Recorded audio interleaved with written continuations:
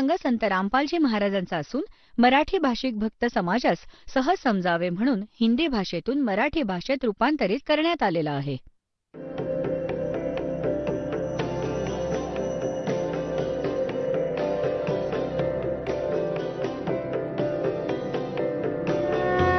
और ज्ञान सब ज्ञान डी कबीर ज्ञान सो ज्ञान और जैसे घोड़ा तोब कायम करता चले मैदान.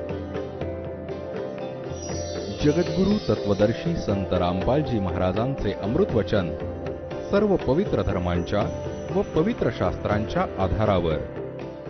परमार्थी परमात्म्याने सत्पुरुष कबीर साहेबांनी येऊन हे विधान सांगितले की मुलांनो, तुम्ही विष खाणं सोडून द्या जर इथे पण सुखी राहू इच्छिता जोपर्यंत तुमचं जीवन बाकी आहे.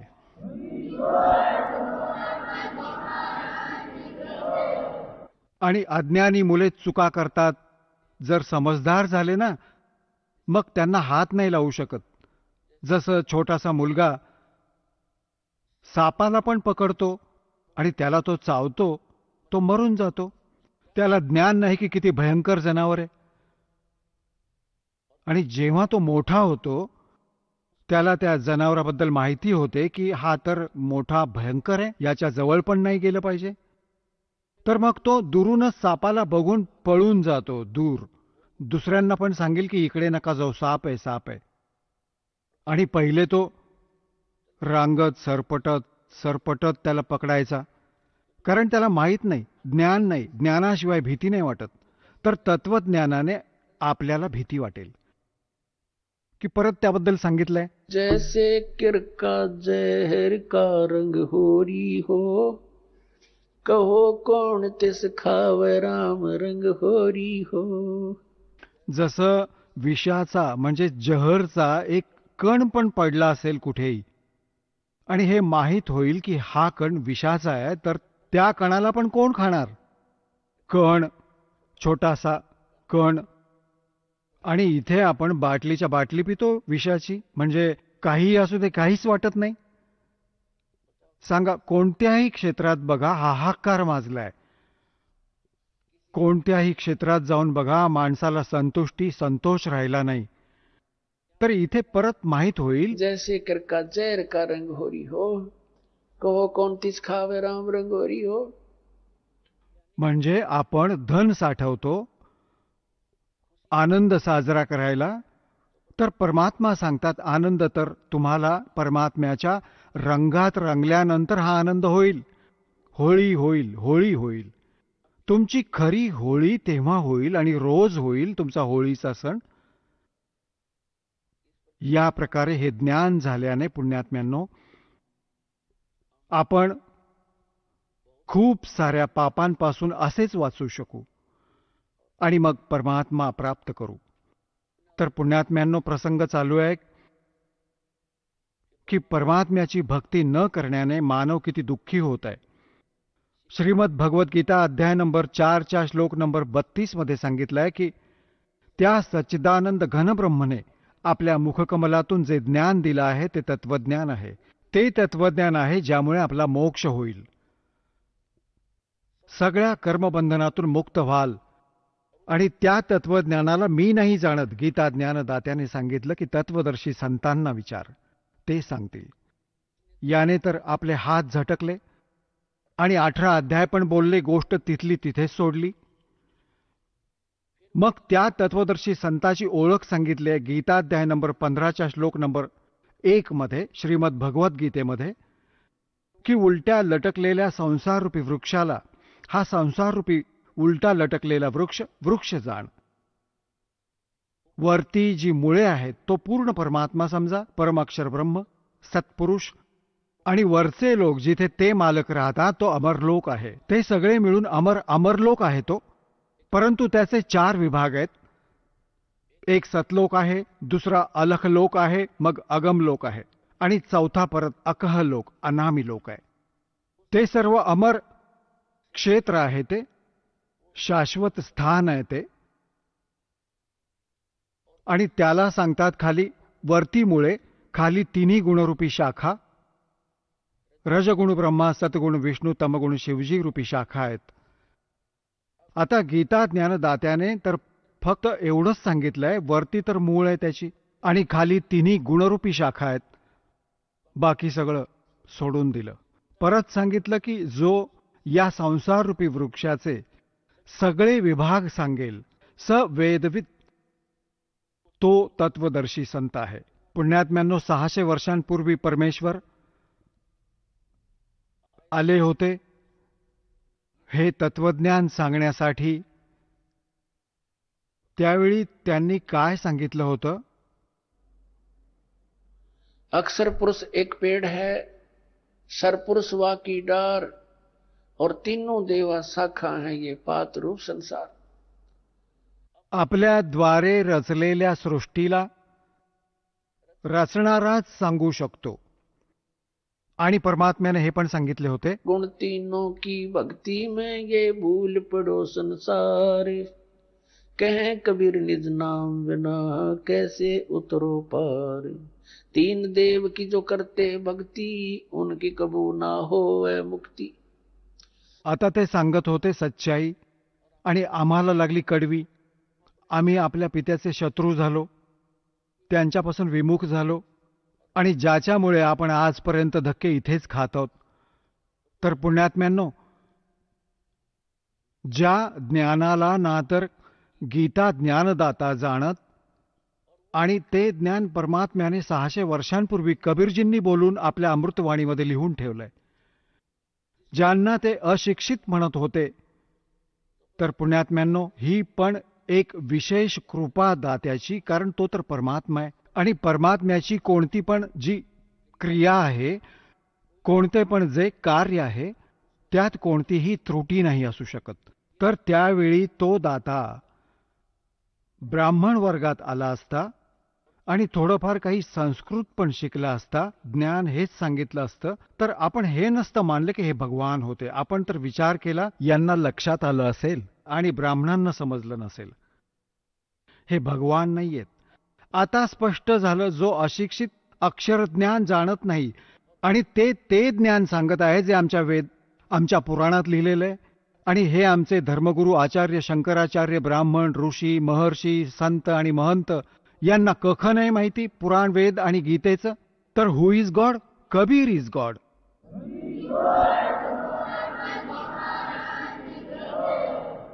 आता श्रीमद भगवत गीता अध्याय नंबर 15चा श्लोक नंबर 1 समजायला सोपा जाईल. पहिलं चित्र पहा. हा आहे उलटा लटकलेला संसाररूपी वृक्ष. ऊर्ध्वमूलम अधशाखम अश्वत्थम प्राहु अव्ययम छंदांसी यस्य पर्णानी. पर्णानी म्हणजे पानं. छंदांसी यस्य पर्णानी यत्तमवेद स वेदवित. ही पहा श्रीमद भगवत गीता, गीता प्रेस गोरखपूरहून प्रकाशित आहे. जयदयाळ गोयंदका याचे अनुवादक आहेत. अध्याय नंबर 15चा हा पंचदशोध्याय 15वा अध्याय आहे आणि पहिला मंत्र आहे ऊर्ध्वमूलम. हा पहिला मंत्र आहे.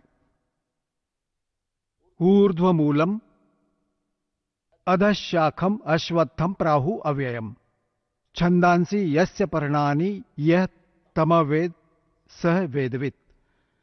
वेद म्हणजे जाणणे पण होते. वेद हे चारही वेदांचे पण बोधक आहे. ऊर्ध्वम म्हणजे वरती, मूलम म्हणजे मूळ, आणि अध म्हणजे खाली, शाखा. अश्वत्थम प्राहु अव्ययम हे संसाररूपी पिंपळाचं झाड अविनाशी म्हटलं गेलंय. छंदांसी म्हणजे याचे सर्व विभाग. छंद याची पानं, पर्णानी याची पानं, हे जे आहेत ते पाने, त्याचे असे विभाग आहेत. य तमवेद, या सर्वांना जो जाणतो, स वेदवित, ते वेदाच्या तात्पर्याला जाणणारे असतात. हे वाचूया. आदी पुरुष परमेश्वर मूळवाले. इथं लिहायचं होतं आदी पुरुष परमेश्वर म्हणजे पूर्ण परमात्मा रूपी वरती मूळ असलेले. ऊर्ध्व म्हणजे वरती. अधशाखम असायला हवं होतं. खाली शाखावाला हे ब्रह्मरूप मुख्य शाखावाले चुकीचं लिहिलंय. कारण हे पहा, हे 2 नंबर श्लोक नंबर 2 मध्ये 2 वेळा अध शब्द आहे. अध अध. आणि याचा अनुवाद याच इंग्रजांनी केलाय. जणू अध म्हणजे खाली, अध म्हणजे खाली. इथं विसरले, हे इथे केलं कल्याण आपलं. इथं लिहायचं होतं खाली शाखम, पूर्णतः सरळ, ऊर्ध्व मूलम, वरती मुळवाला आणि खाली शाखावाला. हा या संसार रूपी पिंपळाच्या वृक्षाला अविनाशी म्हणतात. वेद ज्याची पानं सांगितली गेली आहेत. छंद म्हणजे वेद लिहिलंय, ही पहा अक्कल यांची. छंदांचे म्हणजे विभाग आहेत, ज्याची ही पानं वगैरे. आणि या सर्वांना, या संसाररूपी वृक्षाला जो पुरुष मुळासकट म्हणजे मुळांपासून पानांपर्यंत ज्याला तत्वाने जाणतो, तो स वेदवित. संस्कृत पण वाचा. ही काही लांबलचक गोष्ट नाही की आपण कधी कधी लक्ष दिलं नव्हतं याच्याकडे. स म्हणजे तो, वेदवित म्हणजे वेदांच्या तात्पर्याला जाणणारा, म्हणजे तत्वदर्शी संत आहे तो, जो याचे सर्व विभाग जाणतो. तर कोण आहे तो? कुणी सांगितलं हे ज्ञान? कबीर परमेश्वराने 600 वर्षांपूर्वी. आणि रामानंदजींना जेव्हा त्या 4ही वेदांचा ज्ञाता मानलं जात होतं, महर्षी रामानंदजी, आणि पुराणांना कंठस्थ पाठ करून ठेवलं होतं, बाल ब्रह्मचारी, आणि 104 वर्षांचा झाला होता ओझी वाहता वाहता. जेव्हा परमात्मा भेटले होते आणि सतलोक दाखवून परत सोडलं होतं आपल्या स्थितीला, परिचित करून तेव्हा सांगितलं होतं, तुम साहेब तुम संत हो, तुम सतगुरु तुम हंस, गरीब दास तेरे रूप बिना और न दूजा अंश. तुम्ही साहेब, तुम्ही संत आहात. तुम्ही साहेब म्हणजे परमात्मा आहात, आणि तुम्हीच वास्तवात जे तुमच्यात गुण आहेत, एक संत, तुम्हीच ते संत आहात, आणि तुम्हीच सद्गुरू आहात. सतगुरू म्हणजे सत्य ज्ञान देणारा. तर आता पहा, हा उलटा लटकलेला संसाररूपी वृक्ष आहे. परमात्म्याने सांगितले होते, अक्षर पुरुष एक वृक्ष आहे, जो जमिनीच्या बाहेर दिसतो, तो भाग त्याला वृक्ष म्हणतात, म्हटलं जातं. हे जाणून घ्या, एक वृक्ष आहे. आणि हे खोड हा अक्षर पुरुष आहे. त्याला परब्रह्म पण म्हणतात. इतका भाग समजा या संसाररूपी वृक्षाचा. आणि यातून एक मोठी फांदी निघाली आहे, तो क्षरपुरुष आहे. हा अक्षरपुरुष, हा क्षरपुरुष, हा क्षरपुरुष इतका हा. याच्या मग 3 शाखा होतात. ये तीनों देवा शाखा हैं भाई, पाते रूप संसार. अक्षर पुरुष एक पेड़ है, निरंजन वाकी डारे. क्षरपुरुषाला निरंजन पण म्हणतात, ज्योती निरंजन, काळ. क्षरब्रह्म पण म्हणतात त्याला, क्षरपुरुष पण, कालब्रह्म पण. ही तर फांदी आहे. और तीनों देवा शाखा हैं भाई, पाते रूप संसार. ही अमृतवाणी परमात्म्याची. कबीर अक्षर पुरुष एक पेड़ है, निरंजन कहो, सरपुरुष कहो, वाकी डार, और तीनों देवा शाखा हैं, ये पात रूप संसार. आता पुण्यात्म्यांनो, परमात्मा म्हणत असतात 3 देवांची जो करेल भक्ती, म्हणजे भक्तीचा अर्थ होतो इष्ट रूपात मानून त्यांच्यावर आश्रित होणं. त्यांच्या व्यतिरिक्त अजून कोणाची पूजा नाही करत, म्हणजे इष्ट रूपात मानून जी साधना केली जाते त्याचे आपण भक्त म्हणवले जातो. तर काय सांगतात? तीनों गुण की भक्ति में ये भूल पड़ो संसार, और कह कबीर निज नाम बिना तुम कैसे उतरो पार. आता परत बघा, गीताध्याय नंबर 15चा श्लोक नंबर 2, 15चा आणि श्लोक नंबर 2 मध्ये म्हटलंय, ज्या संसाराची तिन्ही गुणरूप पाण्यामुळे वाढलेली नाहीये, तिन्ही गुणरूप शाखा, विषय प्रवाला शाखा, संस्कृत पण वाचूया, विषय प्रवाला शाखा, म्हणजे हे विषय भोग रूप कोंभरूपी देव, मनुष्य, तिर्यक इत्यादी योनिरूपी शाखा नाही. विषय विकारांच्या शाखा आहेत. तिन्ही रजगुण ब्रह्मा, सद्गुण विष्णू, तमगुण शिवजी. खाली व वरती पसरलेली आहेत, सर्वत्र नाहीये. हे ऊर्ध्व म्हणजे वर आणि अधम म्हणजे खाली पसरलेली आहे.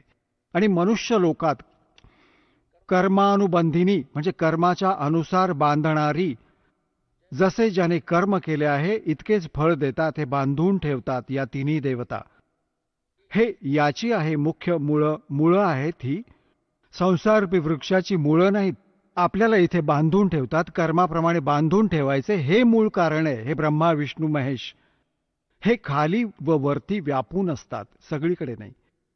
आता तिसऱ्यात काय सांगितलंय की ह्या संसार वृक्षाचे स्वरूप जसे सांगितले गेले आहे तसे इथे विचार काळात गीता ज्ञानदाता सांगतो, जसं त्याच्या विषयात जाणकार सांगतात तो इथे नाही मिळत.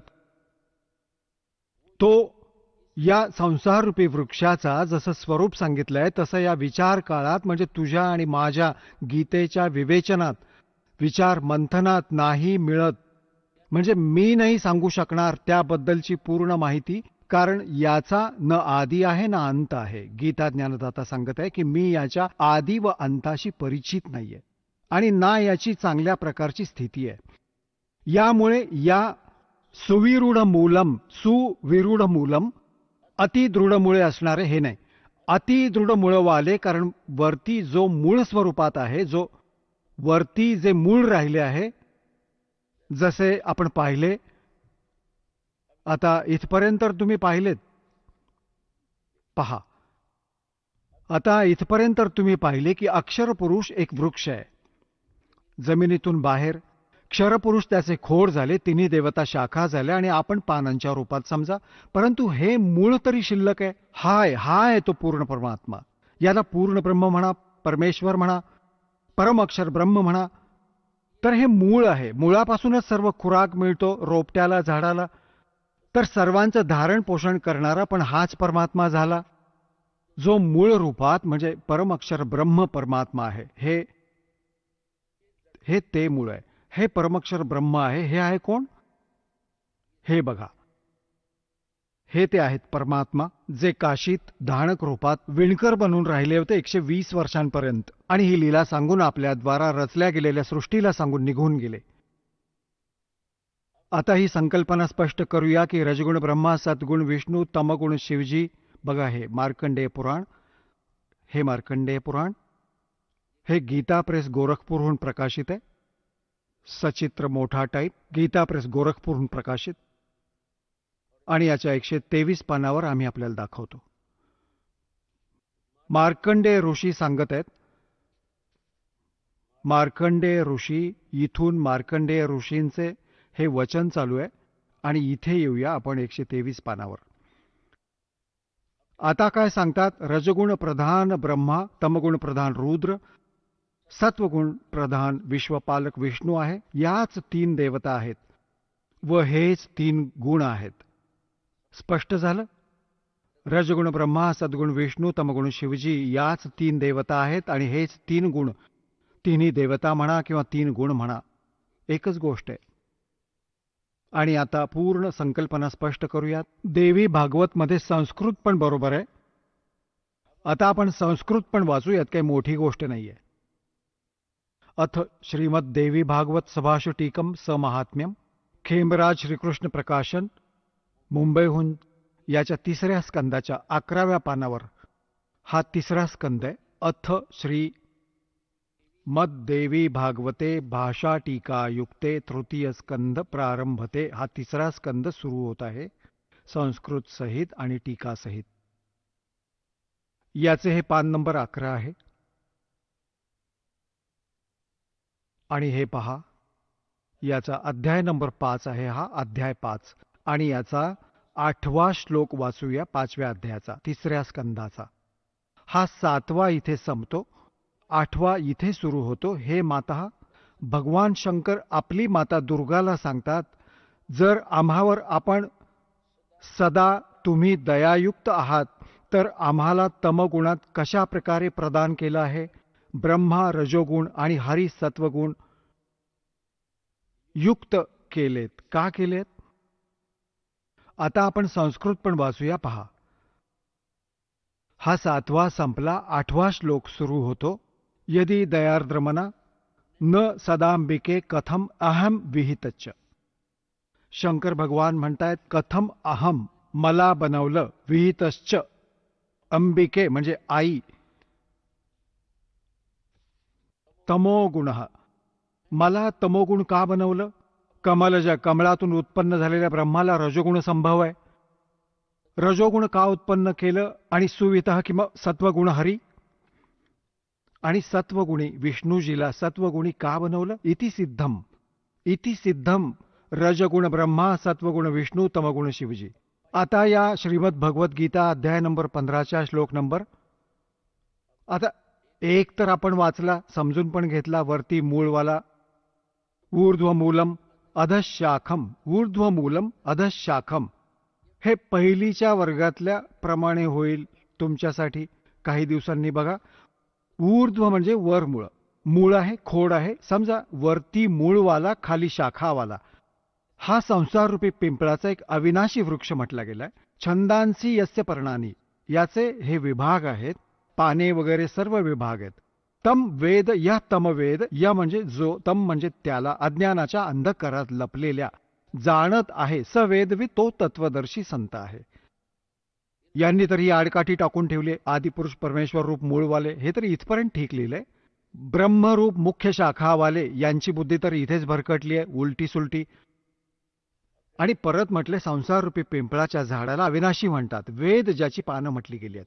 आणि त्या संसाररूपी वृक्षाला जो पुरुष मुळापासून, म्हणजे मुळापासून जाणतो, मुळापासून पानापर्यंत जाणतो, तत्वाने जाणतो, सवेदवित, तो आहे वेदांच्या तात्पर्याला जाणणारा. आता पहा, आता या संसाररूपी वृक्षाचं काय सांगितलंय की त्या संसाररूपी वृक्षाची तिन्ही गुणरूपी,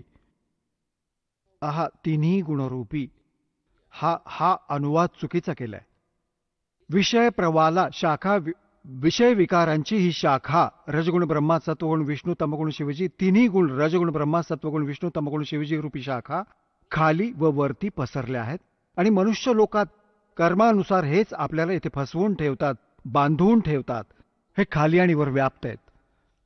आणि परत सांगितलंय तिसऱ्यात, या संसाररूपी वृक्षाचे स्वरूप जसं सांगितलंय, जसं इथे विचार काळात, म्हणजेच तुझ्या व माझ्या गीताजीच्या चर्चेमध्ये नाही मिळत. मी नाही सांगू शकत तुला, याचा आदी आणि अंत मला माहीत नाही, आणि नाही याची चांगल्या प्रकारची स्थिती आहे. यासाठी या सुविरूढ मूल, म्हणजे अतिदृढ मूळवाला, कारण ते वरती परमात्म्याचे जे वरती क्षेत्र, आणि भगवान तो तर अविनाशी आहे, स्वतः अतिदृढ आहे. आणि संसार रूपी पिंपळाच्या झाडाला दृढ, यांनी काय म्हटलंय, असंग शस्त्रेण छित्वा.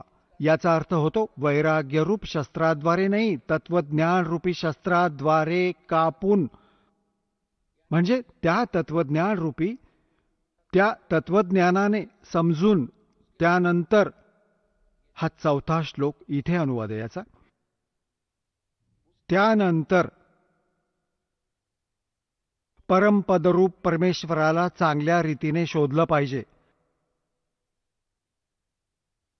जिथे गेलेले पुरुष परतून कधी परतून संसारात नाही येत, आणि ज्या परमेश्वराकडून या पुरातन संसार वृक्षाची प्रवृत्ती विस्ताराला प्राप्त झाली आहे, त्याच आदी पुरुष नारायणाला मी शरण आहे. अशा प्रकारे दृढनिश्चय करून त्या परमेश्वराचे मनन आणि निधिध्यासन केलं पाहिजे. प्रपद्ये म्हणजे त्याची पूजा केली पाहिजे, निधिध्यास नाही. प्रपद्ये म्हणजे पूजा. आता इथे काय झालं, याचा अर्थ, याचा सरळ अर्थ झाला, गीता ज्ञानदाता आपल्यापेक्षा दुसऱ्या कोणत्या समर्थ परमात्म्याला शरण जायला सांगत आहे, आणि त्याची पूजा कर, आणि सर्व गोष्टींचा त्याग कर. म्हणजे आपल्या पूजेला मना करत आहे, फक्त त्याचीच पूजा कर, ज्याने संसाररूपी वृक्षाची रचना केली आहे, ज्यामुळे संसाररूपी वृक्षाची प्रवृत्ती विस्ताराला प्राप्त झाली आहे. आता पुण्यात्म्यांनो, गीता ज्ञानदाता आपली स्थिती सांगत आहे. अर्जुन 4थ्या अध्यायाच्या 5व्या आणि 9व्या श्लोकामध्ये, 2ऱ्या अध्यायाच्या 12व्या श्लोकात, 10व्या अध्यायाच्या गीतेच्या 2ऱ्या श्लोकात, की अर्जुन, तुझे व माझे खूप जन्म झाले, तू नाही जाणत, मी जाणतो. माझे जन्म आणि कर्म अलौकिक आहेत. याने सिद्ध झालं की गीता ज्ञानदाता तर स्वतः सांगतोय की मी नाशवान आहे. तर या नाशवानाची भक्ती करून तो त्या स्थानाला कसं प्राप्त करणार जिथे गेल्यानंतर परत परतून संसारात नाही येत. तर याने सिद्ध झालं की गीता ज्ञानदात्यापेक्षा कोणी अन्य परमात्मा आहे आणि त्याची साधना केल्यानेच हा जन्म आणि मृत्यूचा दीर्घ रोग जाईल. आणि जोपर्यंत हा जन्म आणि मृत्यूचा रोग नाही जाणार तोपर्यंत आपण सुखी नाही होऊ शकत. मोक्ष आपला मोक्ष नाही होऊ शकत. आपण इथे बंधनात बांधलेले आहोत कर्मांच्या बंधनाने. आणि सतलोकात गेल्यानंतर आपल्यावर कोणत्याही प्रकारचा कोणताही दबाव नाही. आता पुण्यात्म्यांनो, जसं हे अन्य संत सांगतात की परमात्मा तिथे निराकार आहे, सतलोकात प्रकाशच प्रकाश आहे. परत आपण काय दिवे लावणार त्या प्रकाशात जाऊन? काय करणार बाबा? त्यात बुडून मरायचंय. तिथे एखाद्या माथे फिरूने म्हटलं की तिथे थेंब थेंब फिरत आहे प्रकाशात आत्मे, जसे तिथे मजा करतात. थेंबांनी काय मजा येणार सांगा? मासा फिरतो पाण्यात धक्के खात असतो. आता तिथे जशी ही सृष्टी आहे अशीच्या अशी आहे तिथे, परंतु त्याचे साहित्य नाशवान नाहीये. शरीर जे आहे प्रत्येक नरनारीचे अमर शरीर आहे, युवा शरीर आहे. कधी वृद्ध नाही होत, कोणता आजार नाही, कसली कमतरता नाही. आता इथे काय करतो आपण? ज्याच्याकडे थोडेसे पैसे जमा झाले, मुलांना लागली सुट्टी, मग धक्के खायला जातो आपण सिमला आणि कुलू आणि मनालीमध्ये सैर सपाटा करायला. आणि तिथे किती दिवस राहतो? 5-4 दिवसानंतर खिसा रिकामा झाल्यावर परत इथे येऊन पूर्ण दिवस त्याच उकाड्यात परत राहतो. तर आपण हे सैरसपाटे ना तिथे करूया सतलोकात. कित्येक ना कोणतं काम करायचं, ना मृत्यू होणार, म्हातारी वृद्ध अवस्था येणार, ना रागद्वेष, पूर्णतः नाममात्र पण नाही राहत. आणि पुण्यात्म्यांनो, इथे तर नाही माहीत किती चांगला माणूस दिसतो आणि कोणतं संकट उभं करेल एका मिनिटात घरावर. परिवारातील सदस्य असं कोणी कोणता खटला करेल, कोणी दुसरा पैसे घेऊन नाही देणार परत, धक्काबुक्की, हाणामारी, खटले, लढणे. तर तिथे असं काही नाहीये. आणि पुण्यात्म्यांनो, इथे पहा, आपण म्हातारे होऊ नये आणि मृत्यू येऊ नये, भले कितीही दुःख येऊ दे, कोणताच प्रॉब्लेम नाहीये, कारण पूर्णतः सवयीच्या अधीन झालोय. त्याच्याबरोबर खेचाखेची करत राहण्याची, तर तिथे कोणतंही दुःख पण नाही. तर तिथली आवड निर्माण होईल तुम्हाला. इथे तर मृत्यू येणारच आहे, तर तुम्ही पदराला गाठ बांधून ठेवा. तुम्ही ना समज असलं तरी हे होणारच होणार आहे, हे समजलंच आहे, हे सगळ्यांना माहिती आहे. आणि परत इथे ज्या घर आणि बंगला, मुले आणि मुलींना, या गाड्यांना तुम्ही तुमचे मानत असाल, हे तुमचे कुठे आहेत? मृत्यू होताच आहे तर संपणार तुमच्यापासून. मग यांची आशा का ठेवायची? कारण इथे या ज्ञानाने तुमची आशा दूर होईल आणि इथे खऱ्याच्या आधाराने दूर होईल. इथून यात कोणतीच आस्था नाही राहणार. इथे किती सुखाने राहतात तुम्हाला माहीत होईल. हे ठिकाण ठीक नाही, तर मग का नाही आवड? मग इथून आशा दूर होईल तेव्हा तिथे लागेल. और जहां आशा ता वासा हुई, मन कर्म वचन सुमरियो सोई. तर त्यात आवड बनेल तुमची. यांना इथे कितीही गोष्टी सांगू द्या, तिथे तिथे जाऊन लीन होतो. लीन कोण होऊ इच्छितो? या काय सांगायच्या गोष्टी आहेत? तर परमात्म्याने येऊन ते ज्ञान दिलं आणि डोळ्यांनी पाहिलं. त्या महापुरुषांनी सांगितलं ज्यांनी परमात्म्याला पाहिलंय. आणि तिथून परत येऊन सांगितलं की परंतु त्यांनी असं सांकेतिक भाषेत लिहिलं आहे ते जनसाधारणाला समजू नाही शकत. त्यासाठी शिक्षकाची आवश्यकता असल्याचं सांगून गेलेत कबीर भगवान साहेब. कि गुरु बिन माला फेरते, गुरु बिन देते दाने, गुरु बिन दोनों निष्फल हैं, चाहे पूछो वेद पुराण. गुरु बिन वेद पढ़े जो प्राणी, समझे न सार रहे अज्ञानी. गुरु बिन काहू न पाया ज्ञाना, जो थो था बुस छड़े मूड किसाना. तर गुरुला इतकं महत्व यासाठी दिलं की तो अशा सांकेतिक भाषेत लिहिलं. परमात्मा कबीर साहेब आपल्या वाणीला लिहून गेले की कबीरपंथी नाही समजू शकले, कारण काळाने म्हटलं होतं की तुझ्या नावाने मी 12 पंथ चालवीन. द्वादश पंथ करूं मैं साजा, नाम तुम्हारा ले करूं आवाजा। द्वादश पंथ नाम जो ले ही, हमरे मुख में आन समोई। और अनेक पंथ चलाऊं, या विद जीवों को भरमाऊं। जाओ जोग जीत संसारा, जीव न माने कहा तुम्हारा। जीव तुम्हारा कहा न माने, हमारी ओढ़ हो बाद बखाने। आता हे कबीरपंथी नाही समजू शकले परमात्म्याच्या महिम्याला, आणि कबीर सागरमध्ये वाचत येते. कबीर वाणी वाचत यांच्या पिढ्यानपिढ्या गेल्या, त्यांच्या 6 15 600 वर्षात. आणि हे कख नाही समजू शकले सतलोक आणि सत्पुरुषाच्या बाबतीतले. यासाठी आदरणीय धर्मदास साहेबजींना परमात्म्याने सांगितलं होतं, धर्मदास मेरी लाख दुहाई, ये मूल ज्ञान की तरह बाहर ना चाहिए। मूल ज्ञान बाहर जो पड़ी, या बिचली पीढ़ी हंस नी तरही। तर यासाठी परमात्म्याने त्या काळाबरोबर लपाछपी करून आणि आता तुम्हाला शिक्षित बनवायला लागेल, नाहीतर हे विष आपल्याला कधी नाही खाऊ देणार तो भगवान. चौथं युग संपत आलं तरी हे विष आमच्या जवळ येऊ नाही दिलं या शिक्षणाचं. इतकं बेईमान बनवतं हे शिक्षण. परंतु आता काळाने म्हटलं होतं की त्यांचं इतकं पतन करेल नकली पंथ, आपल्या नावाने तुझ्या नावाने कबीर नावाने पंथ चालवेन. आणि कबीर सद्गुरू आहे, कबीर साहेब आहे. आम्ही कबीरपंथी आहोत, गीत गात राहतील आणि त्यांच्या मुखात तो मंत्र तर नाहीये ज्याने मोक्ष होईल, तर माझ्या मुखात फसून राहतील.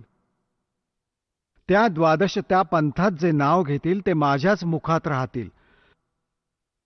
आता परमात्म्याने दया केली. पुण्यात्म्यांनो, या दासाला पाठवलं आपला प्रतिनिधी बनवून, आणि ती बुद्धी दिली या दासाला परमात्म्याने कबीरजींनी आपल्या द्वारे लिहिल्या गेलेल्या त्या सांकेतिक शब्दांना. आता या दासाद्वारे सार्वजनिक करत आहे तुमच्या समोर.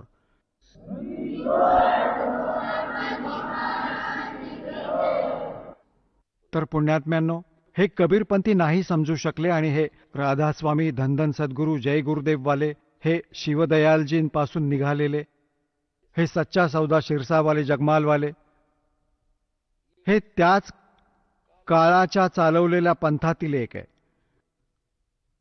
तर आता प्रसंग चालू होता. परमात्म्याने 600 वर्षांपूर्वी येऊन सांगितले होते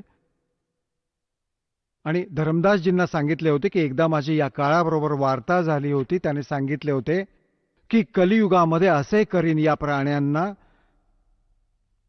हे भक्तियोग्य नाही राहणार. तर परमात्म्याने तुम्हाला पहिल्यांदा चांगलं शिक्षण दिलं. त्यांना माहीत होतं हे बिघडणार खूप.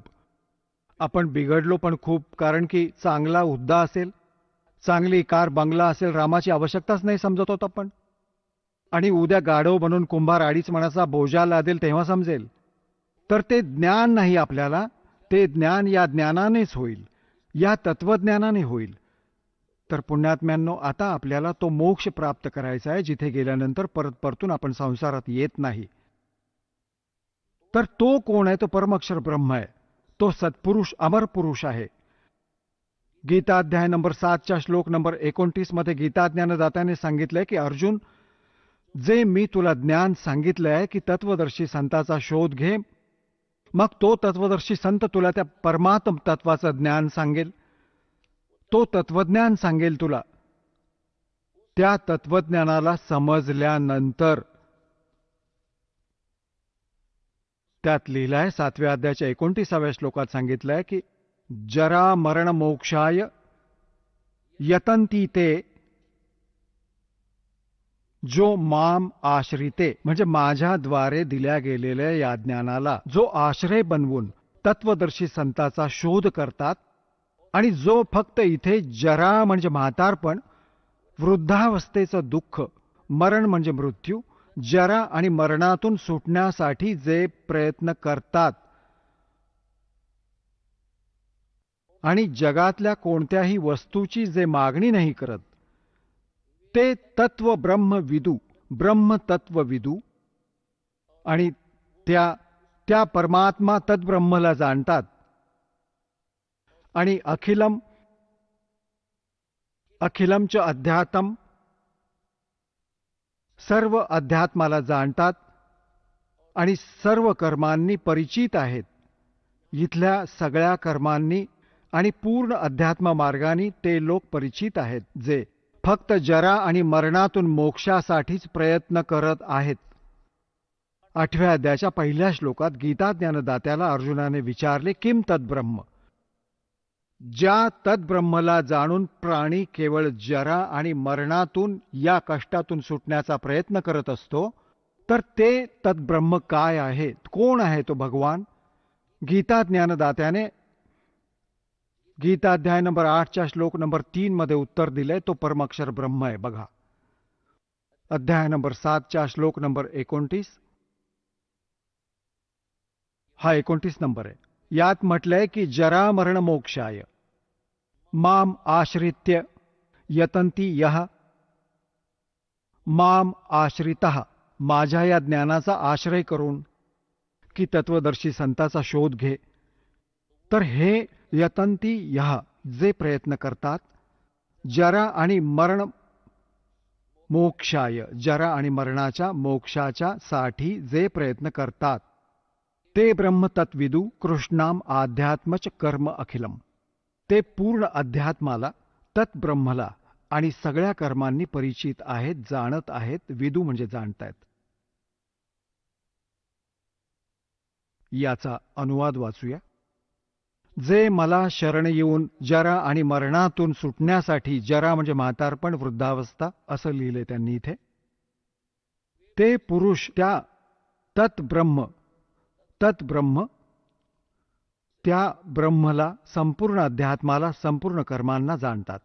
त्या 3ऱ्या श्लोकात हे सांगितलंय 8व्या अध्यायाच्या, की फक्त जे मलाच सर्व काही समजत आहेत ते मलाच जाणतात. ते तर मलाच जाणतात बस.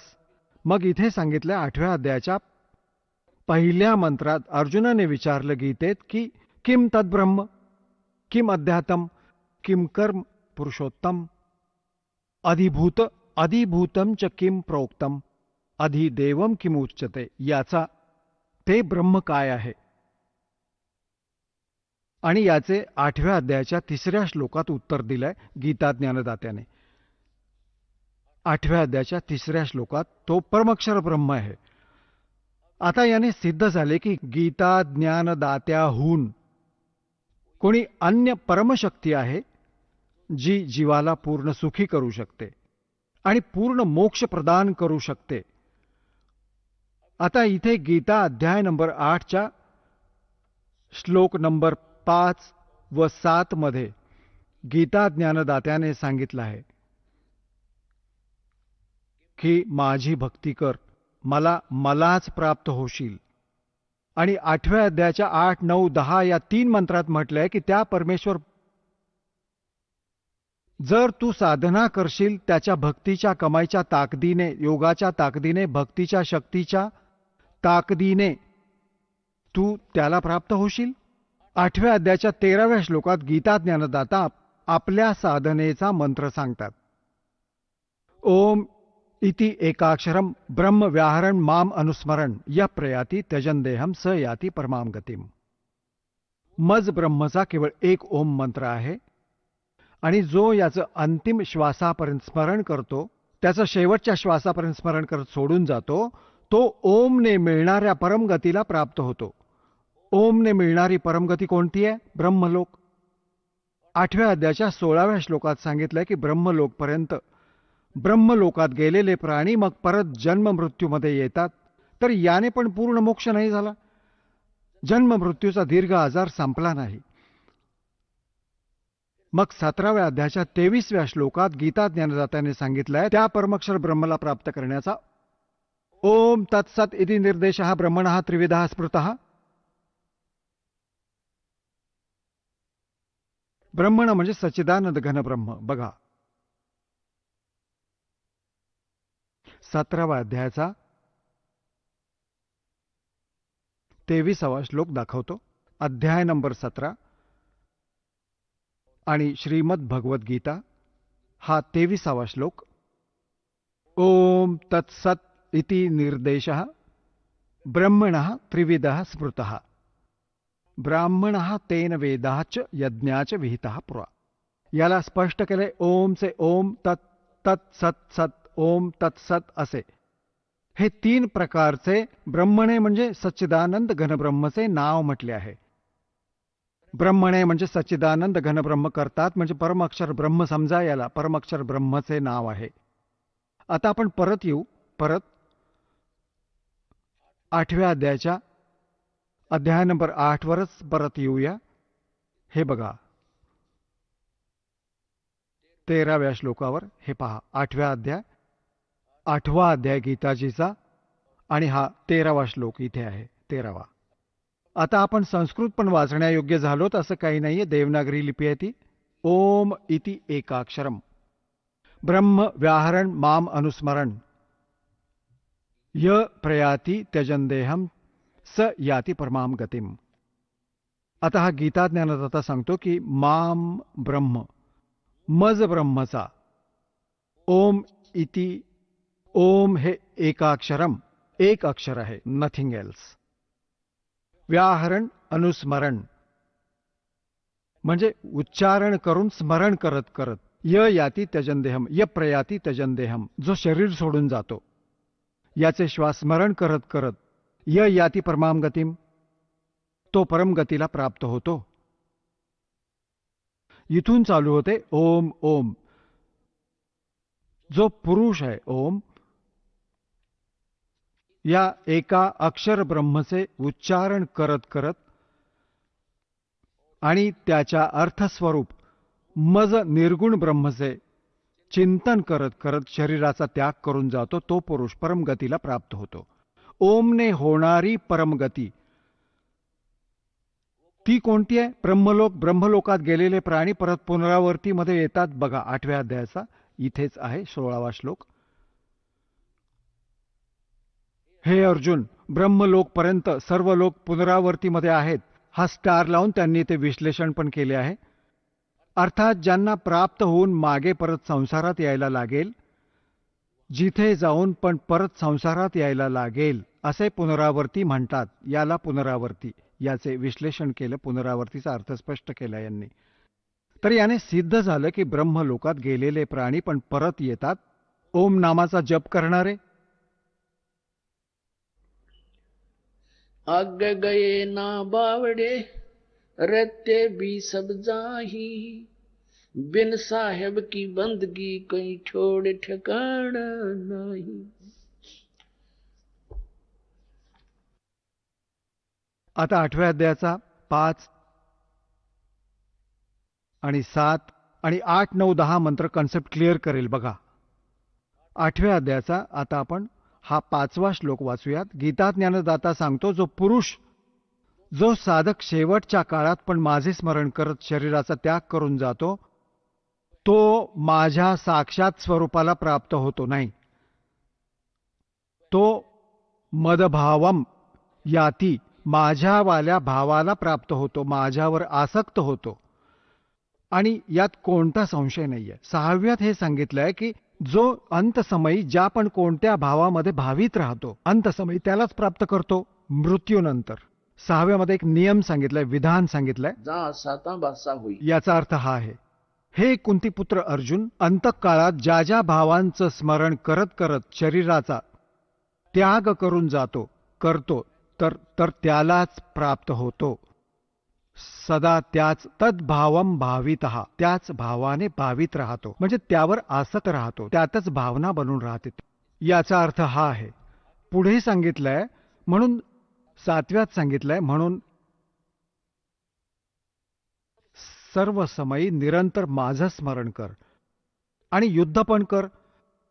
अर्पण केलेल्या मनबुद्धीने युक्त होऊन निस्संदेह मलाच प्राप्त होशील. आता यामध्ये काय म्हटलंय की एक नियम आहे, अंतसमयी कोणत्याही ज्यावर आसक्त, ज्यामध्ये आशा ठेवत शरीर सोडून जातो, अंत त्यानंतर त्याच्याकडेच पोहोचतो. आता सांगतो की तू मला प्राप्त करायचं तर माझ्यामध्ये मनवाला हो, माझीच साधना कर. युद्ध पण करावं लागेल, इथे तर युद्ध करावं लागेल माझ्या शरणात राहशील तर. आणि युद्ध करणाऱ्याला तर मग शांती स्वप्नात सुद्धा नाही. याने सिद्ध आहे की ओम नामाचा जप करणाऱ्याला शांती नावाची गोष्ट नाही. यासाठी 18व्या अध्यायाच्या 62व्या श्लोकात सांगितले की अर्जुन, तू सर्व भावाने त्या परमेश्वराला शरण जा. त्या परमेश्वराच्या कृपेनेच तू परम शांतीला आणि शाश्वत स्थान म्हणजे त्या सनातन परमधामाला प्राप्त होशील. याने सिद्ध झाले की गीता ज्ञानदाता सांगतो की माझ्या शरणात राहायचं असेल तर युद्ध करावं लागेल तुला. आता तू विचार कर, जिथे युद्ध करायचं आहे तिथे शांती नावाची गोष्ट नाहीये, आणि हे ओमने शांती शोधतायत आणि म्हणतायत की ओम शांती. झाली शांती? स्वप्नात पण नाही मिळणार. आता गीताजी अध्याय नंबर 8च्या आपण 5, 6, 7 वाचले. 8, 9, 10 मध्ये त्या परमक्षर ब्रह्मची महिमा सांगितली. पहा,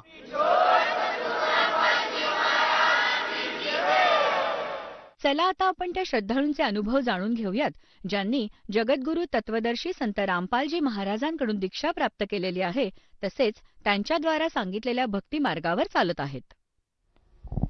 नमस्कार. सतसाहेब सरजी. आपलं नाव? परमेश्वर विठ्ठल वाघमारे. आपण कुठून आलात? गाव चिंचोली, तालुका माडा, जिल्हा सोलापूर, महाराष्ट्र. आपला व्यवसाय काय आहे? परंपरागत आजोबा पण जवळपासून वडिलांपासून शेती आणि केश कर्तनालयाचं दुकान आहे माझं. संत रामपालजी महाराजांची गुरुदीक्षा आपण कधी घेतली? 2004 जानेवारी.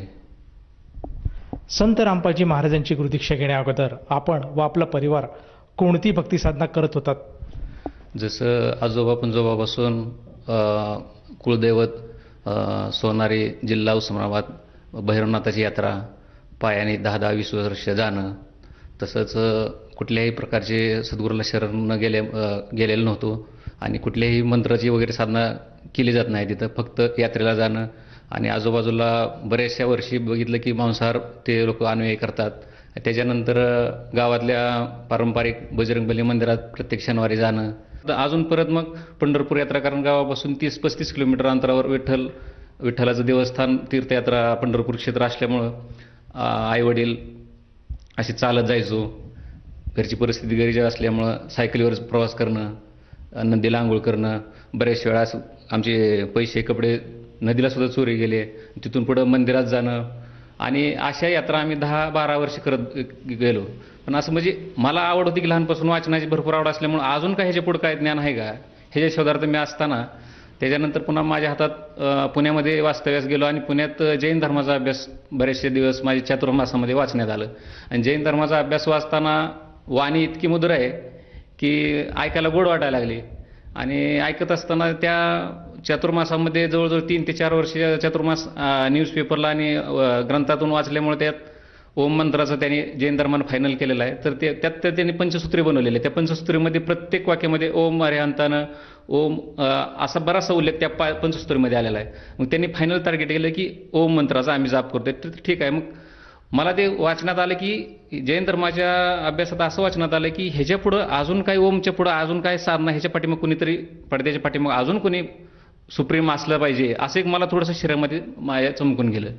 ठीक आहे. मग ते करत असताना परत तीर्थयात्रा शेगावमधून गजानन महाराजाचं गजानन विजय ग्रंथ हाती पडला आणि असे ग्रंथ 2-2 वेळा मी वाचत गेलो. पण त्यातलं मूळ संस्कृतचं ज्ञान मला जास्त माहिती नसल्यामुळं नुसतं वाचायचं की वाचल्यानंतर बी लाभ होतो एवढंच माहिती. पण कुठल्या गुरुला शरण गेल्यामुळं ह्याचा लाभ होतोय का नाही हे काय माहिती नव्हतं. पण मूळ संस्कृत मला अजिबात कळत नव्हती. पण असं वाचत गेलो. पण काही असं विशेष म्हणजे परिस्थिती गरिबीत काय बदल झाला आणि कुठल्याही प्रकारची अशी प्रगती मला काय जाणवलीच नाही. सर, जसं तुम्ही सांगत आहात की आपण सुरुवातीपासूनच भक्ती मार्गात होतात. सुरुवातीला आपण मंदिरात जाणे, त्याचप्रमाणे दिंडीला जाणे, आषाढी एकादशीला तुम्ही पंढरपूरला जात होतात आणि असं करत असताना तुम्हाला जैन धर्माची सुद्धा साधना कळाली आणि त्याचीसुद्धा तुम्ही आपण भक्तिविधी, त्यांचीसुद्धा जी पारंपरिक जी भक्तिविधी ओमची साधना आहे तीसुद्धा आपण केली. मग मला असं विचारायचं आहे की आपण संत रामपालजी महाराजांच्या शरणात कसे आलात आणि संत रामपालजी महाराजांची जी भक्तिविधी आहे ही आपल्याला कशी कळाली? संत रामपालजी महाराजांच्या शरणमध्ये कसं आलो हा प्रश्न मला एक मनोरंजकच कथा माझ्या म्हणजे बाबतीत घडली की मी गावाकडं दुष्काळी परिस्थिती असल्यामुळे व्यवसायासाठी पिंपरी चिंचवड गाठलं. तिथे व्यवसाय माझा केश कर्नालाचा चालू केला आणि 3-4 वर्ष करत असताना त्यावेळेस कुठल्याही म्हणजे आस्थाच्या नावावर फक्त 3 महिने संत रामपालजी महाराजचा कार्यक्रम चालू होता. त्याच्यानंतर अशी विशेष काही ॲडव्हर्टाईज किंवा माईकनं प्रचार, कुठल्याही चॅनलला कार्यक्रम असे काही जास्त नव्हता. परंतु ज्यावेळेस मी मार्केटमध्ये फिरत होतो त्यावेळेस डिजिटल ॲडव्हर्टाईज गुरुजींची अशी लागली की जगद्गुरू तत्वदर्शी संत रामपालजी महाराजांचा कार्यक्रम आणि सर्व धर्मांच्या शास्त्राच्या आधारावर. मग मला ते सर्व धर्म म्हणल्यावर मला ते थोडासा आनंद झाला, कारण मला असं काय भेद असं म्हणजे माझ्या मनात लहानपणापासूनच कशी भेद कधी शब्द आलाच नाही. तर ते मला ऐकून गोड वाटलं आणि पाठीमागचा अभ्यास असल्यामुळं जगद्गुरू तत्वदर्शी शब्द जे आहेत नावाच्या अगोदर, म्हणलं संत कोणी का असं, पण नावाच्या अगोदर जगद्गुरू तत्वदर्शी संत ज्या अर्थी लागले त्या अर्थी ह्या संताकडे नक्कीच मोठा खजिना असला पाहिजे, असे मनात माझे विचार चमकून गेला. म्हणजे ठीक आहे, आपल्याला कोणी निमंत्रण दिलं नाही पण आपल्याला हे मिळालंय, चला आपल्याला वेळ बी आहे ना आपण कार्यक्रमाला जाऊ. म्हणून 2004ला मी रामपालजी महाराज या कार्यक्रमात जाऊन बसलो आणि मी जवळजवळ 3 ते 4 तास प्रवचन ऐकलं महाराजांचं. तर महाराजांचं प्रवचन ऐकल्याच्या नंतर मला महाराजांनी त्यामध्ये वेद, चारोवेद, भगवद्गीताशास्त्र, त्याच्यानंतर श्रीमद्देवी भागवत असे बरेचसे ग्रंथ मला म्हणजे गुरुजींनी पेज नंबर पान काढून सगळे पुरावे दाखवल्याच्यानंतर माझ्या मनात जे प्रश्नचिन्ह अगोदरचं होतं ते प्रश्नचिन्ह थोडंसं म्हणजे बाजूला सरकल्यासारखं वाटायला लागलं. आणि बाजूला सरकल्याच्या वाटल्यानंतर ज्यावेळेस गुरुजींनी देवी भागवत आणि ह्याच्यामधून गीताशास्त्रामधून ज्यावेळेस डायरेक्ट पूर्ण ब्रह्मचे जे ॲड्रेस आहे की गावच सांगितलं डायरेक्ट की 18व्या अध्यायामध्ये 62 श्लोकामध्ये पूर्ण परमात्मा सतस्थान सतधाममध्ये शाश्वत गाव आहे आणि तिथं तो राहतो म्हणल्यावर मला जरा आश्चर्य घ्या, हे स्थान कधीही भूकंप, प्रलय, महाप्रलयमध्ये, विनाशमध्ये येत नाही. म्हणून मला अजून मग आनंद झाला आणि उत्सुकतेने बघत बसलो प्रवचन. आणि त्याच्यानंतर 8व्या अध्यायाच्या 9व्या श्लोकामध्ये डायरेक्ट पूर्ण ब्रह्म कबीरदेव आहेत हे रामपालजी महाराजांनी ज्यावेळेस उघडून दाखवलं त्यावेळेस तर मग तर अजून शंका माझी मिटली आणि मग अभ्यास करायला म्हणलं काहीच अडचण नाही. मग मला थोडीशी प्रेरणा वाटायला की ठीक आहे आता सत्संग झाल्याच्या नंतर गुरुजींकडून उपदेश घ्यायला हरकत नाही. आणि त्याच्यानंतर पूर्ण ब्रह्म कबीर साहेबांना जर भेटायचं असेल, त्यांचं दर्शन करायचं असेल, त्या लोकांमध्ये जर जायचं असेल तर 4व्या अध्यायाच्या 34व्या श्लोकमध्ये सांगितलं की वेदाने गीताशास्त्राने निष्कर्ष दिलाय, त्यात रामपालजी महाराजांनी उघडून दिलं की तुम्हाला तत्वदर्शी संतांना शरण जावं लागेल, अन्य काही रस्ता नाही, कुठला पर्याय शिल्लक नाही, बाकीचे सगळे पर्याय पूर्ण ब्रह्मने रिजेक्ट केले आहेत. एकच मार्ग आहे तो तत्वदर्शी संतांमार्फत माझ्यापाशी येणं. ते ऐकून मला आनंद झाला आणि असं वाटलं की आज प्रवचन ऐकल्यानंतर गुरुजींकडून नामदेव घ्यायला काहीच हरकत नाही आणि हरकत नाही. आणि त्याच्यानंतर मग प्रवचनाचा कार्यक्रम झाल्यानंतर मी संत रामपालजी महाराजांकडून गुरुदीक्षा घेतली 2004 जानेवारीमध्ये. सर, जसं तुम्ही सांगत आहात की सुरुवातीपासूनच आपल्याला परमेश्वर प्राप्तीसाठी आपली धडपड होती. आपल्याला असं वाटायचं की परमेश्वर कधी प्राप्त होतो आणि कुठल्या मार्गातून प्राप्त होते. परंतु अशा असताना तुम्हाला संत रामपालजी महाराजांचं सत्संग बघावयास मिळालं 2004मध्ये आणि आपल्याला संत रामपालजी महाराजांनी जी गुरुदीक्षा दिली किंवा जे ज्ञान दिलं त्यातनं आपल्याला आत्मिक समाधान मिळालं आणि आपण संत रामपालजी महाराजांची नामदीक्षा घेतली. तर मला असं विचारायचं आहे, जेव्हा आपण संत रामपालजी महाराजांची नामदीक्षा घेतली त्यानंतर आपल्याला व आपल्या परिवाराला काय काय लाभ प्राप्त झालेत? मला संत रामपालजी महाराजांकडून 2004मध्ये उपदेश घेतल्यानंतर 2006 ते 2007च्या दरम्यान मी गावाकडे शेती भरपूर असल्यामुळं जनावरांचा बी मला आवड होती आणि एक त्यावेळेस परिस्थिती गरिबीची होती आणि एक पहिला रो जातीची म्हैस खरेदी केली, गावरान जातीची, पंढरपूर देशी. आणि त्या म्हशीचं असं होतं की घरी आल्यानंतर मी डॉक्टरांकडून चेक केलं की डॉक्टरांनी सांगितलं की ही जी पिशवी लहान आहे, हे काय गर्भधारणा होऊ शकत नाही आणि तुम्ही ही कशाला घेतली, ही खटाखाला ऐकून टाका ही म्हैस, कारण ही काय गर्भधारणा करण्यासारखी नाही. मग मी चिंतित पडलो. एकतर म्हणलं परिस्थिती गरिबीची आहे ना आपण पत्नीचं सोनं घाण ठेवून मी म्हैस घेतली.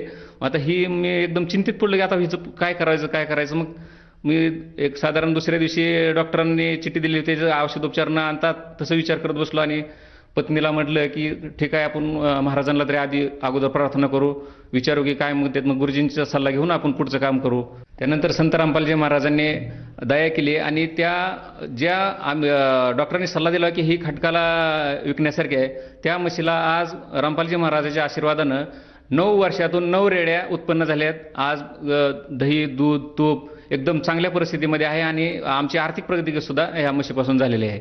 आणि त्याच्यानंतर दुसरा लाभ मला असा झाला आहे की माझ्या युरिन मार्गातून त्रास होत होता, मला पोट फुगत होतं आणि पोट फुगल्याच्या नंतर मी हॉस्पिटलला उपचार घेतल्यानंतर डॉक्टरांनी सांगितलं की युरिन मार्गामध्ये मांस जास्त वाढल्यामुळं हे जिल्ह्याच्या ठिकाणी याचं ऑपरेशन करावं लागेल आणि ते छोटंसं ऑपरेशन आहे ते तुम्हाला करावं लागेल, नाहीतर असं पोट फुगून त्रास होईल तुम्हाला. मग दुसऱ्या दिवशी आम्ही सोलापूरला चेक केल्याच्यानंतर घरी आल्यानंतर एक 10 ते 12 दिवस आम्ही औषधोपचार घेतले. काही त्याचा म्हणजे असा विशेष लाभ झाला नाही.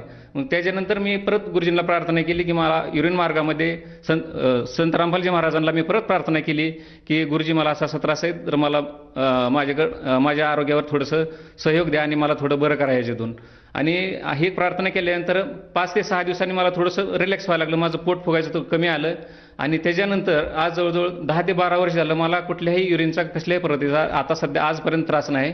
ती एक मला लाभ झाला संत रामपालजी महाराजांकडून. आणि तिसरा लाभ मला असा आहे की मी साध्या छपरामध्ये राहत होतो, जवळजवळ 1,38,000 फ्री गव्हर्नमेंटनं मंजूर केलं आणि आज मी त्या घरामध्ये एकदम चांगल्या पद्धतीचं बांधून राहत आहे. मला गुरुजींनी ते चांगलं घर मिळवून दिलं, हा एक मला लाभ झालेला आहे. आणि त्याच्यानंतर संत रामपालजी महाराजांनी आज आपला मुलगा नीटच्या परीक्षेत देतोय, नीटच्या परीक्षेमध्ये चांगले मार्क पडलेले आहेत. आणि गुरुजींच्या आणि त्याचं सुद्धा प्रतिक्रिया सारखी असते की मला गुरुजींच्या आशीर्वादाने मी आज ही परीक्षा देऊ शकलो. नीटच्या परीक्षेमध्ये मला चांगले मार्क आज पूर्ण संत रामपालजी महाराजांच्या कृपेने मिळालेले आहेत. तर तो गुरुजींना कधीही विसरणार नाही. अशी डेली सगळं पूर्ण परिवार आमचा संत रामपालजी महाराजला शरण गेलेला आहे आणि भक्ती करतायत. आणि आज मी एकदम सुखी आणि परिवारासकट एकदम स्थिर आहे, कुठल्याही प्रकारचा त्रास नाही.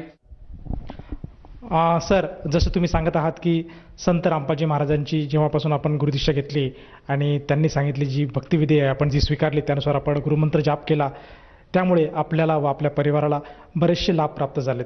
तर ह्या अनुषंगाने आपण जे आपले मित्रपरिवार आहेत, जे आपले आप्तेष्ट आहेत किंवा नातलग आहेत आणि जो समुदाय आज आपल्याला TV बघत आहेत, त्यांना आपण काय संदेश द्याल? पूर्ण महाराष्ट्रीयन जनतावासियांना मी सांगू इच्छितो, प्रार्थना आहे की तुम्ही पूर्ण संत रामपालजी महाराजांचं ज्ञान समजून तुम्ही संत रामपालजी महाराज शरण घेऊन तत्वज्ञानाचा अभ्यास करू शकता. भरपूर कल्याण आणि सुख येतंय. मी स्वतः अनुभवलंय, ते तुम्हाला सुद्धा अनुभवास येणार आहे. सर, जसं तुम्ही सांगत आहात की संत रामपालजी महाराजांकडनं अनुग्रह घेतल्यानंतर किंवा संत रामपालजी महाराजांची नामदीक्षा घेतल्यानंतर माणसाला शारीरिक, मानसिक, आर्थिक, भौतिक अशा बऱ्याच प्रकारचे सुख प्राप्त होतात. तर ह्या अनुषंगाने जर एखादा साधक संत रामपालजी महाराजांची नामदीक्षा घेऊ इच्छित असेल तर तो साधक नामदीक्षा कशी घेऊ शकेल? महाराष्ट्रामध्ये प्रत्येक जिल्ह्यामध्ये संत रामपालजी महाराजांचे नामदान सेंटर खुले आहेत. त्याच्या खाली ज्या वेगवेगळ्या चॅनलवर खाली पट्टी येते त्या पट्टीमध्ये फोन नंबर आहेत, ते फोन नंबर करू शकता. आणि फोन नंबर केल्यानंतर तुम्हाला प्रत्येक जिल्ह्याच्या ठिकाणी नामदान मंत्र मिळू शकतो. तर तुम्ही ते ग्रहण करू शकता. जेवढ्या लवकरात होईल तेवढं संत रामपालजी महाराजांना शरण या. सर, जसं तुम्ही सांगत आहात की आज आपल्या TV चॅनलवर जे काही मोबाईल नंबर फ्लॅश होत आहेत त्या नंबरपैकी कुठल्याही एखाद्या नंबर जर आपण संपर्क साधला तर त्या व्यक्तीला जवळच्या नामदान केंद्राची माहिती मिळेल आणि तेथे जाऊन तो व्यक्ती नामदीक्षा घेऊ शकेल. परंतु मला असं विचारायचं आहे की तो जो व्यक्ती आहे त्याला नामदीक्षा घ्यायची असेल त्या व्यक्तीला त्या नामदीक्षेसाठी किती पैसे मोजावे लागतात? संत रामपालजी महाराजांची दीक्षा घेण्यासाठी कुठल्याही प्रकारचं शुल्क लागत नाही. निःशुल्क कुठल्याही 1 रुपया सुद्धा फी भरायची गरज नाही. फ्री निःशुल्क नामोपदेश तुम्हाला दिला जाईल संत रामपालजी महाराजांकडून. धन्यवाद. सत साहेबजी.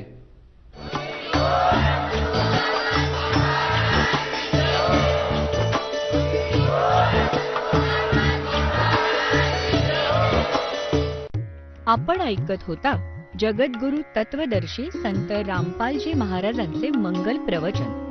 निःशुल्क नामदीक्षा प्राप्त करण्यासाठी आणि अधिक माहितीसाठी संपर्क करा 7030303951 7030303952. आमची वेबसाईट आहे www.jagadgururampalji.org. सर्व पवित्र धर्मांच्या व पवित्र शास्त्रांवर आधारित प्रमाणित अनमोल पुस्तक ज्ञानगंगा किंवा जगण्याचा मार्ग यापैकी कोणतेही एक पुस्तक निःशुल्क मागवण्यासाठी आम्हाला आपले पूर्ण नाव, पूर्ण पत्ता, पिनकोड सहित आणि फोन नंबर लिहून 7030303951 7030303952 नंबरवर SMS करू शकता. किंवा आम्हाला 7030303950 नंबरवर